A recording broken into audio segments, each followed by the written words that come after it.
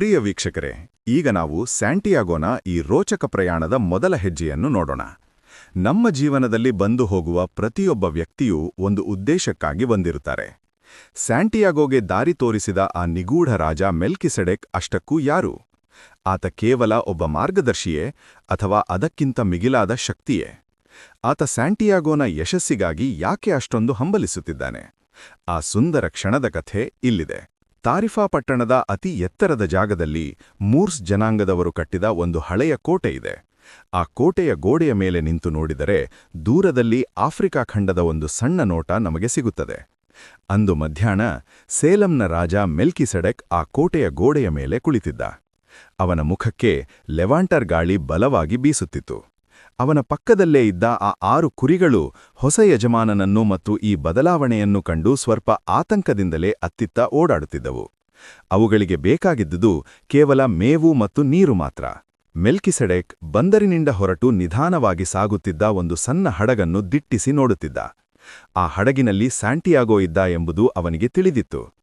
ತಾನು ಹಿಂದೆ ಅಬ್ರಹಾಂನ ಬಳಿ 10ನೇ 1 ಭಾಗದಷ್ಟು ಶುಲ್ಕ ಪಡೆದ ಮೇಲೆ ಅವನನ್ನು ಮತ್ತೆಂದೂ ನೋಡದಂತೆ ಈ ಹುಡುಗನನ್ನು ಅವನು ಮತ್ತೆಂದೂ ನೋಡುವುದಿಲ್ಲ. ಅದೇ ಅವನ ಕೆಲಸವಾಗಿತ್ತು. ದೇವತೆಗಳಿಗೆ ಸ್ವಂತ ಆಸೆಗಳಿರಬಾರದು, ಏಕೆಂದರೆ ಅವರಿಗೆ ಸಾಧಿಸಬೇಕಾದ ಯಾವುದೇ ಬದುಕಿನ ಲಕ್ಷ್ಯ ಇರುವುದಿಲ್ಲ. ಆದರೂ ಸಹ ಈ ಸಣ್ಣ ಹುಡುಗ ತನ್ನ ಗುರಿ ಮುಟ್ಟುವಲ್ಲಿ ಯಶಸ್ವಿಯಾಗಲಿ ಎಂದು ಆ ಸೇಲಂನ ರಾಜ ಮನದಾಳಿಂದ ಹಾರೈಸುತ್ತಿದ್ದಾನ. ಪಾಪ, ಅವನು ನನ್ನ ಹೆಸರನ್ನು ಎಷ್ಟು ಬೇಗ ಮರೆತು ಬಿಡುತ್ತಾನಲ್ಲವೇ ಎಂದು ಅವನು ತನ್ನಷ್ಟಕ್ಕೆ ತಾನೇ ಯೋಚಿಸಿದ. ನಾನು ನನ್ನ ಹೆಸರನ್ನು ಅವನಿಗೆ ಪದೇ ಪದೇ ಹೇಳಿಬೇಕಾಗಿತ್ತು.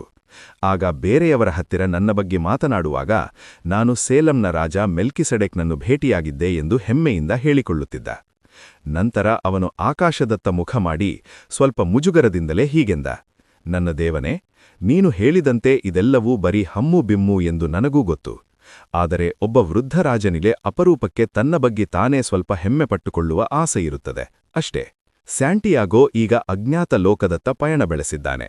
ಅವನ ಕಣ್ಮುಂದೆ ಇರುವುದು ಕೇವಲ ಆಫ್ರಿಕಾದ ಮರಳುಗಾಡು. ಅಲ್ಲಿ ಅವನು ಎದುರಿಸುವ ಮೊದಲ ಸವಾಲು ಅವನನ್ನು ಪಾತಾಳಕ್ಕೆ ತಳ್ಳುತ್ತಾಯೋ ಅಥವಾ ಪಿರಮಿಡ್ಗಳತ್ತ ಕರೆದೊಯ್ಯುತ್ತಾಯೋ. ಸ್ಯಾಂಟಿಯಾಗೋನ ಮರುಭೂಮಿಯ ಪಯಣವನ್ನು ಶುರು ಮಾಡೋಣ. ಹೊಸ ದೇಶ, ಹೊಸ ಭಾಷೆ, ವಿಚಿತ್ರ ಆಚರಣೆಗಳು. ತನ್ನ ಕನಸನ್ನು ನಂಬಿ ಅಪರಿಚಿತ ನಾಡಿಗೆ ಕಾಲಿಟ್ಟ ಸ್ಯಾಂಟಿಯಾಗೋಗೆ ಅಲ್ಲಿ ಕಂಡಿದ್ದೇನು? ತನ್ನಲ್ಲಿರುವ ಹಣವೇ ತನಗೆ ರಕ್ಷಣೆ ಎಂದು ಅವನು ನಂಬಿದ ಹಂತದಲ್ಲಿ ಅವನಿಗೊಬ್ಬ ಮಾರ್ಗದರ್ಶಕ ಸಿಕ್ಕಿದ. ಆದರೆ ಆ ಮಾರ್ಗದರ್ಶಕ ನಿಜವಾಗಿಯೂ ಸಹಾಯ ಮಾಡಲು ಬಂದವನೇ ಅಥವಾ ಸಂಚು ಹೂದುತ್ತಿದ್ದಾನೆಯೇ? ಈ ಆಫ್ರಿಕಾ ಎಷ್ಟು ವಿಚಿತ್ರವಾಗಿದೆಯಲ್ವಾ ಎಂದು ಸ್ಯಾಂಟಿಯಾಗೋ ಯೋಚಿಸಿದ. ಟ್ಯಾಂಜಿಯರ್ನ ಕಿರಿದಾದ ಗಲ್ಲಿಗಳಲ್ಲಿದ್ದ ಬಾರ್ನಲ್ಲಿ ಅವನು ಕುಳಿತಿದ್ದ. ಅಲ್ಲಿನ ಜನರು ಒಬ್ಬರಿಗೊಬ್ಬರು ದೊಡ್ಡ ಪೈಪುಗಳನ್ನು ವರ್ಗಾವಿಸಿಕೊಂಡು ಧೂಮಪಾನ ಮಾಡುತ್ತಿದ್ದರು. ಅಲ್ಲಿನ ಗಂಡಸರು ಕೈಕೈ ಹಿಡಿದು ನಡೆಯುವುದು, ಹೆಂಗಸರು ಮುಖ ಮುಚ್ಚಿಕೊಂಡಿರುವುದು ಮತ್ತು ದಿನಕ್ಕೆ ಹಲವು ಬಾರಿ ಗೋಪುರದ ಮೇಲೇರಿ ಧರ್ಮಗುರುಗಳು ಕೂಗಿದ ತಕ್ಷಣ ಎಲ್ಲರೂ ಮಂಡಿಯೂರಿ ನೆಲಕ್ಕೆ ಹಣೆಯಿಟ್ಟು ನಮಸ್ಕರಿಸುವುದು, ಇದೆಲ್ಲವೂ ಅವನಿಗೆ ತುಂಬಾನೇ ಹೊಸದಾಗಿ ಮತ್ತು ವಿಚಿತ್ರವಾಗಿ ಕಂಡಿತು. ಇವರೆಲ್ಲ ಬೇರೆ ಧರ್ಮದವರು ಎಂದು ಅವನು ತನ್ನಷ್ಟಕ್ಕೆ ತಾನೇ ಅಂದುಕೊಂಡ. ಚಿಕ್ಕವನಿದ್ದಾಗ ಚರ್ಚ್ನಲ್ಲಿ ಸೇಂಟ್ ಸ್ಯಾಂಟಿಯಾಗೋ ಬಿಳಿ ಕುದುರೆಯ ಮೇಲೆ ಕುಳಿತು ಖಡ್ಗ ಹಿಡಿದು ಇಂತಹದ್ದೇ ಜನರನ್ನು ತನ್ನ ಕಾಲಡಿಯಲ್ಲಿ ಹಾಕಿಕೊಂಡಿದ್ದ ಚಿತ್ರ ಅವನ ಕಣ್ಮುಂದೆ ಬಂತು. ಅವನಿಗೆ ಅಲ್ಲಿ ಒಂಟಿತನ ಮತ್ತು ಒಂದು ರೀತಿಯ ಅಸಮಾಧಾನ ಕಾಡತೊಡಗಿತು. ಅಲ್ಲಿನ ಜನರು ನೋಡಲು ಏನೋ ಸಂಚು ಮಾಡುತ್ತಿರುವಂತೆ ಅವನಿಗೆ ಭಾಸವಾಯಿತು. ಅಷ್ಟೇ ಅಲ್ಲ, ಒಂದು ಸಣ್ಣ ವಿಷಯ ಅವನನ್ನು ಹೆಚ್ಚು ಆತಂಕಕ್ಕಿಡಿಮಾಡಿತು. ಈ ದೇಶದಲ್ಲಿ ಕೇವಲ ಅರಬಿಕ್ ಭಾಷೆ ಮಾತ್ರ ಮಾತನಾಡುತ್ತಿದ್ದರು. ತನಗೆ ಆ ಭಾಷೆ ಬರುವುದಿಲ್ಲ ಎಂಬುದು ಅವನಿಗೆ ಈಗಷ್ಟೇ ಅರಿವಾಯಿತು.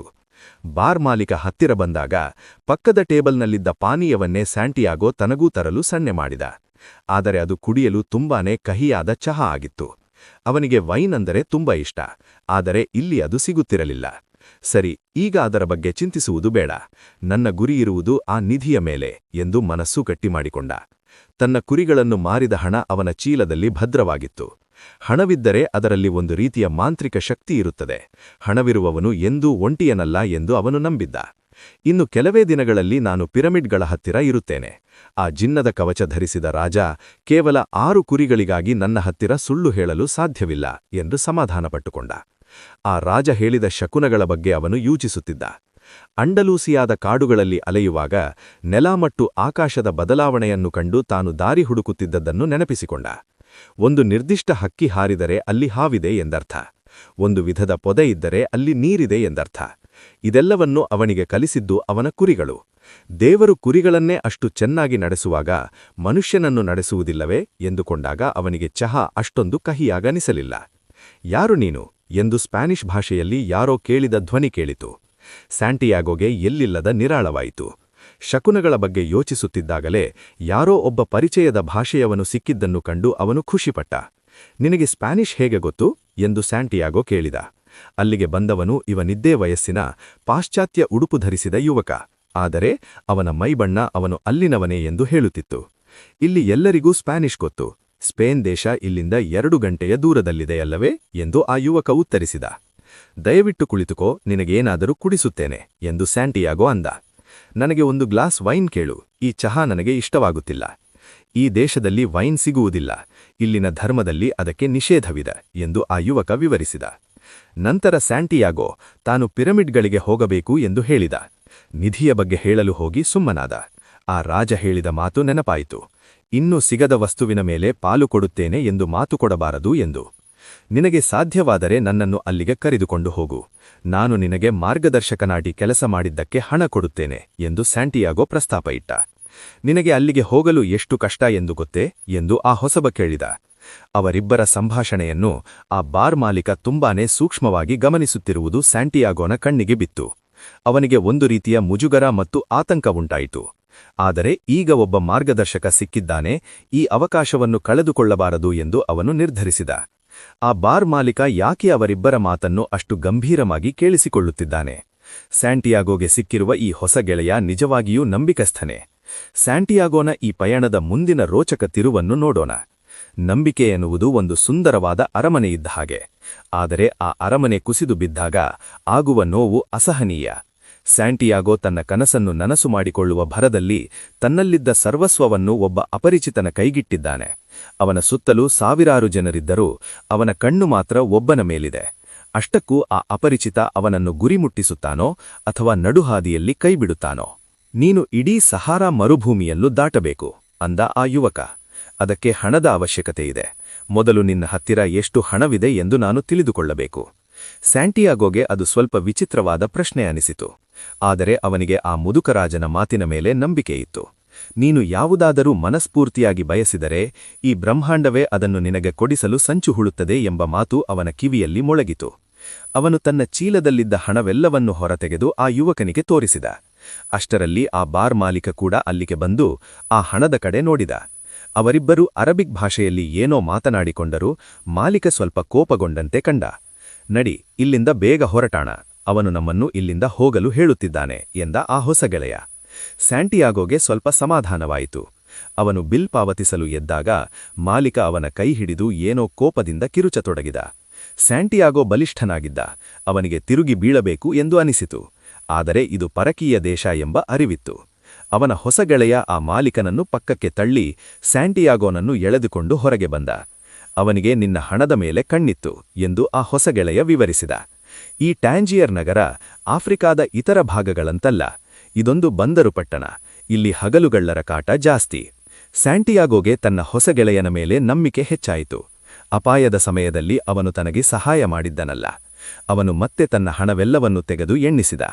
ನಾವು ನಾಳೆಯೇ ಪಿರಮಿಡ್ಗಳ ಹತ್ತಿರ ಇರಬಹುದು ಎಂದು ಹೇಳುತ್ತಾ ಆ ಗೆಳೆಯ ಸ್ಯಾಂಟಿಯಾಗೋನ ಕೈಲಿದ್ದ ಹಣವೆಲ್ಲವನ್ನೂ ತಾನೇ ಪಡೆದುಕೊಂಡ. ಆದರೆ ಮೊದಲು ನಾನು 2 ಒಂಟೆಗಳನ್ನು ಕೊಂಡಬೇಕು. ಅವರಿಬ್ಬರು ಟ್ಯಾಂಜಿಯರ್ನ ಕಿರಿದಾದ ಗಲ್ಲಿಗಳಲ್ಲಿ ಒಟ್ಟಿಗೆ ಸಾಗಿದರು. ದಾರಿಯ 2 ಬದಿಗಳಲ್ಲಿ ವ್ಯಾಪಾರಿಗಳ ಅಂಗಡಿಗಳಿದ್ದವು. ಅವರು ನಗರದ ಮಧ್ಯಭಾಗದಲ್ಲಿದ್ದ ಒಂದು ದೊಡ್ಡ ಮಾರುಕಟ್ಟೆಯ ಚೌಕವನ್ನು ತಲುಪಿದರು. ಅಲ್ಲಿ ಸಾವಿರಾರು ಜನರಿದ್ದರು. ಯಾರೋ ಚೌಕಾಸಿ ಮಾಡುತ್ತಿದ್ದರು, ಯಾರೋ ವಸ್ತುಗಳನ್ನು ಮಾರುತ್ತಿದ್ದರು. ಚಾಕು ಖಡ್ಗಗಳ ಪಕ್ಕದಲ್ಲೇ ತರಕಾರಿಗಳನ್ನು ಮಾರಲಾಗುತ್ತಿತ್ತು. ತಂಬಾಕಿನ ಪಕ್ಕದಲ್ಲೇ ರತ್ನಗಂಬಳಿಗಳ ಪ್ರದರ್ಶನವಿತ್ತು. ಆದರೆ ಸ್ಯಾಂಟಿಯಾಗೋ ಮಾತ್ರ ತನ್ನ ಗೆಳೆಯನಿಂದ ಕಣ್ಣು ಸರಿಸಲೇ ಇಲ್ಲ. ಏಕೆಂದರೆ ಅವನ ಬದುಕಿನ ಗಳಿಕೆಯೆಲ್ಲವೂ ಆ ಗೆಳೆಯನ ಕೈಯಲ್ಲಿದೆ. ಒಂದು ಕ್ಷಣ ಹಣವನ್ನು ವಾಪಸ್ ಕೇಳೋಣ ಎಂದು ಅನಿಸಿದರೂ ಅದು ಸ್ನೇಹಿತಕ್ಕೆ ಚ್ಯುತಿ ತರಬಹುದು ಎಂದು ಸುಮ್ಮನಾದ. ಅವನಿಗೆ ಈ ನವದೇಶದ ಪದ್ಧತಿಗಳ ಬಗ್ಗೆ ಏನೂ ತಿಳಿದಿರಲಿಲ್ಲ. ನಾನು ಇವನ ಮೇಲೆ ಕಣ್ಣಿಟ್ಟಿದ್ದರೆ ಸಾಕು ಎಂದು ಸ್ಯಾಂಟಿಯಾಗೋ ತನ್ನಷ್ಟಕ್ಕೆ ತಾನೇ ಅಂದುಕೊಂಡ. ತಾನು ತನ್ನ ಗೆಳೆಯನಿಗಿಂತ ಬಲಿಷ್ಠ ಎಂಬ ಧೈರ್ಯ ಅವನಲ್ಲಿತ್ತು. ಅಷ್ಟರಲ್ಲಿ ಆ ಜನಜಂಗುಳಿಯ ಗೊಂದಲದ ನಡುವೆ ಅವನಿಗೆ ಜಗತ್ತಿನ ಅತ್ಯಂತ ಸುಂದರವಾದ ಖಡ್ಗವೊಂದು ಕಣ್ಣಿಗೆ ಬಿತ್ತು. ಅದರ ಹೊರಗೆ ಬೆಳ್ಳಿಯ ಕೆತ್ತನೆ ಇತ್ತು ಮತ್ತು ಅದರ ಕಪ್ಪು ಬಣ್ಣದ ಹಿಡಿಯಲ್ಲಿ ಬೆಲೆಬಾಳುವ ರತ್ನಗಳನ್ನು ಜಡಿಯಲಾಗಿತ್ತು. ನಾನು ಈಜಿಪ್ಟ್ನಿಂದ ಮರಳುವಾಗ ಖಂಡಿತ ಈ ಖಡ್ಗವನ್ನು ಕೊಂಡುಕೊಳ್ಳುತ್ತೇನೆ ಎಂದು ಸ್ಯಾಂಟಿಯಾಗೋ ತನ್ನಷ್ಟಕ್ಕೆ ತಾನೇ ಭರವಸೆ ನೀಡಿದ. ಆ ಖಡ್ಗದ ಸೌಂದರ್ಯಕ್ಕೆ ಮರಳಿ ಸ್ಯಾಂಟಿಯಾಗೋ ಒಂದು ಕ್ಷಣ ತನ್ನ ಗೆಳೆಯನಿಂದ ಗಮನ ಸರಿಸಿದನೇ? ಆ ಮಾರುಕಟ್ಟೆಯ ಗದ್ದಲದಲ್ಲಿ ಅವನ ಹಣ ಸುರಕ್ಷಿತವಾಗಿರುತ್ತದೆಯೇ? ಸ್ಯಾಂಟಿಯಾಗೋನ ಬದುಕಿನಲ್ಲಿ ಬರಲಿರುವ ಆ ದೊಡ್ಡ ಆಘಾತದ ಬಗ್ಗೆ ತಿಳಿಯೋಣ. ಸ್ಯಾಂಟಿಯಾಗೋನ ಜೀವನದ ಅತ್ಯಂತ ಕಠಿಣ ಮತ್ತು ಹೃದಯವಿದ್ರಾರಕ ಕ್ಷಣ ಇದು.